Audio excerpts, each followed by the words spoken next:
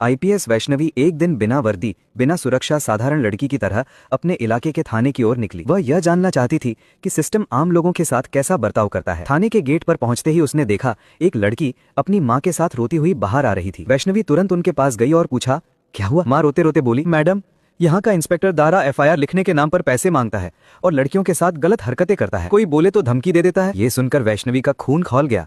वो तुरंत आम लड़की बनकर अंदर उसी इंस्पेक्टर के पास एफआईआर लिखवाने पहुंची। इंस्पेक्टर धारा ने उसे ऊपर से नीचे तक घूरा और बोला, चल पहले पैसे निकाल, एफआईआर मुफ्त में नहीं लिखते।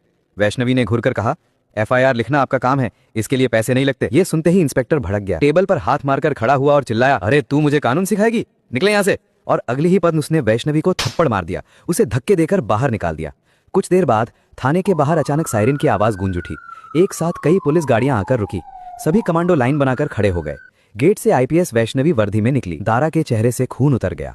वैष्णवी तेज कदमों से अंदर गई, सीधे उसके सामने खड़ी हुई और जोरदार आवाज में बोली, यही है तुम्हारा सिस्टम?